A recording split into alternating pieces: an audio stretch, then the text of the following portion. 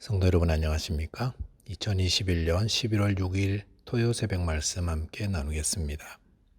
오늘 묵상할 하나님 말씀은 욥기 19장 21절에서 29절까지입니다. 본문에서는 빌닷의 말 이후에 욥의 대답이 이어지고 있습니다.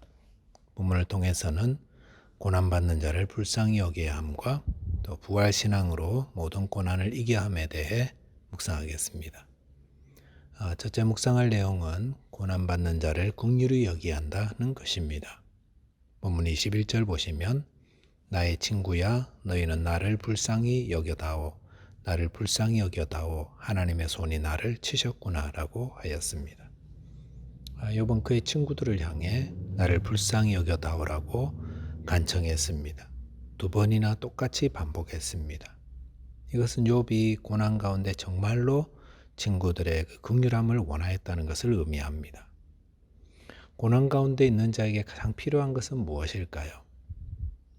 왜 고난당하는지 이유를 밝혀주는 것도 아니고 앞으로 어떻게 고난을 이겨나갈지에 대한 가르침도 아니고 바로 현재 당하고 있는 그 아픔을 함께 아파하며 불쌍히 여겨주는 것입니다. 하지만 욥의 친구들은 욥이 당한 고난의 이유를 밝히기 위해 욥이 죄를 지어 고난을 겪었으니 회개해야 한다고 성급하게 판단함으로 인해 고난 중에 있는 욥을 더욱 고통스럽게 하였습니다. 본문 22절에 보시면 너희가 어찌하여 하나님처럼 나를 박해하느냐 내 살로도 부족하냐라고 하였습니다. 여기서 욥은 그의 친구들이 하나님처럼 자신을 박해한다고 하였습니다. 욥의 친구들도 욥처럼 사람인데 하나님만이 하실 수 있는 죄에 대한 정죄를 스스럼 없이 하며 욥을 고통스럽게 했다는 것입니다. 그래서 욥이 저 지경이 된 건 죄를 지었기 때문이다라고 신랄하게 욥을 비판하였습니다. 우리는 마음으로라도 욥의 친구들과 같은 죄를 지어서는 안 됩니다. 왜냐하면 정죄라는 것은 하나님만이 하실 수 있는 것이기 때문입니다. 고난받는 자를 보며 도대체 무슨 죄를 지었기에 저렇게 되었을까? 라고 하는 그런 생각과 말은 자신이 인간임을 잊어버리는 교만에서 나오는 죄입니다. 욥의 고난은 죄 때문이 아니라 하나님의 섭리요, 더 큰 은혜의 결과임을 우리 모두 다 잘 알지 않습니까? 우리는 고난받는 자를 정죄하는 죄를 멈추어야 합니다. 혼자 마음으로라도 그런 생각을 해서는 안 됩니다. 정죄는 마귀가 하는 것이고 우리가 다른 사람의 고난을 보며 죄 때문이라고 정죄할 때 우리는 마귀의 일을 하는 겁니다. 성도는 고난당하는 자를 긍휼히 여기고 위로하는 자 되어야 합니다. 그 고난이 비록 죄를 지어서 당하는 것처럼 보인다 할지라도 성도는 고난당한 자를 긍휼히 여기며 위로해야 합니다. 기독교의 복음은 긍휼의 복음입니다. 요한복음 3장 16절에 보시면 하나님이 세상을 이처럼 사랑하사 독생자를 주셨으니 이는 그를 믿는 자마다 멸망하지 않고 영생을 얻게 하려 하심이라라고 하였습니다. 하나님이 왜 독생자 예수님을 이 땅에 보내어 주셔서 십자가에 죽게 하시고 그를 믿는 자마다 멸망치 않고 영생을 얻게 해주셨습니까? 그것은 우리를 사랑하셔서입니다. 죄 가운데 있는 우리를 불쌍히 여기셔서 우리를 위해 그의 아들을 주셨던 것입니다. 이렇게 우리가 구원받은 것은 하나님이 우리를 불쌍히 여기셔서입니다. 그래서 이렇게 하나님의 긍휼과 불쌍히 여김을 받아 구원받은 성도는 똑같이 긍휼의 사람이 되어야 합니다.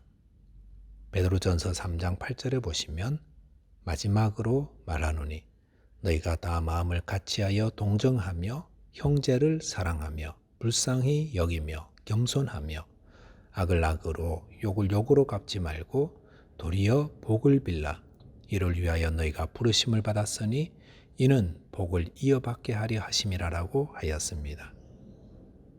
여기서 성도들은 어떻게 살라고 하셨습니까?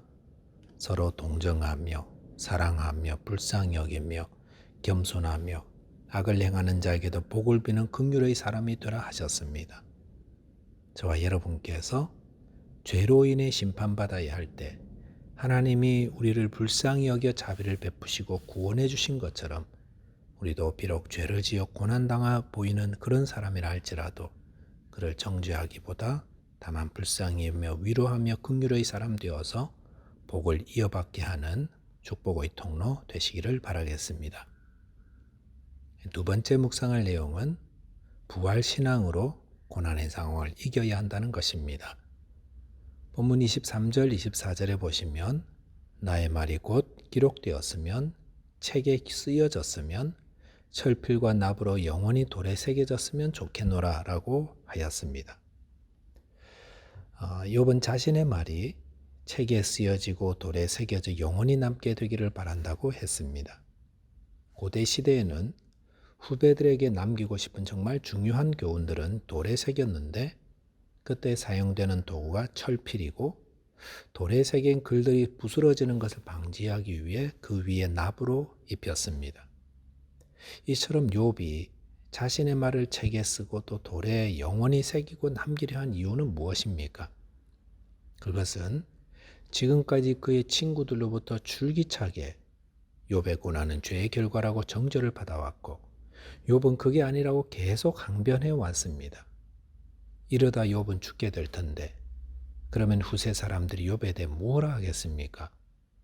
동방이 의롭다고 자청하던 그 잘난 체하던 욥이라는 사람이 결국 하나님의 저주를 받아 끝이 안 좋았어 라고 말하지 않겠습니까?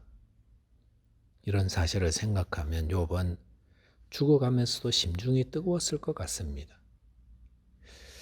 이 땅에서는 때로 이렇게 진실이 가려지고 바른 말이 거짓과 오해에 파묻혀버리는 때가 있습니다. 그래서 의인이 고난을 당하고 진실한 자가 악인으로 매도되기도 합니다. 그런 오해를 받고 진실이 왜곡될 때 성도는 어떻게 해야 하겠습니까? 25절 이하에 보시면 욥이 그는 하나님을 바라보며 하나님을 의지한다고 했습니다. 25절 내가 알기에는 나의 대속자가 살아계시니 마침내 그가 땅 위에 서실 것이라 내 가죽이 벗김을 당한 뒤에도 내가 육체 밖에서 하나님을 보리라 하였습니다. 욥은 자신의 대속자가 살아계시다고 하였습니다. 대속자란 고엘이라는 뜻으로 가까운 친척의 복수를 책임질 자를 의미합니다. 욥이 말한 나의 대속자란 하나님을 의미하지요.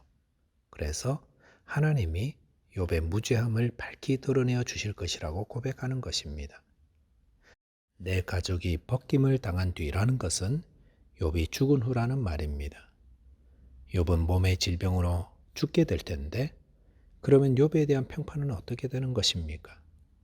아무도 욥이 의롭다고 보지 않을 텐데 그러면 욥은 영원히 죄 가운데 고난으로 멸망한 사람으로 남는 것입니다. 그럴 때 욥은 내가 죽은 후에도 하나님이 나의 대속자 고엘이 되어 주셔서 이 모든 진실을 밝혀주실 것임을 믿는다고 고백한 것입니다. 죽음이 임박한 가운데 자신의 주위 상황은 온통 어두운데 그 가운데서도 욥은 하나님을 믿음으로 희망을 확신할 수 있었습니다.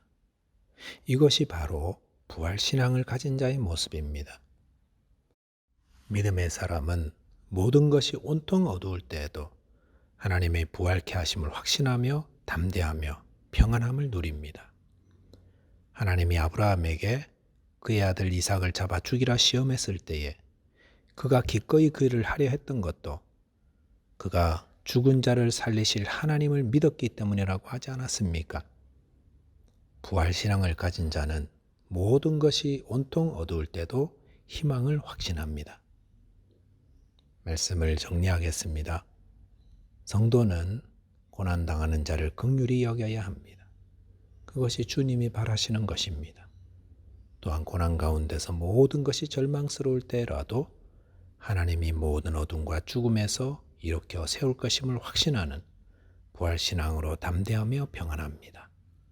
기도하겠습니다.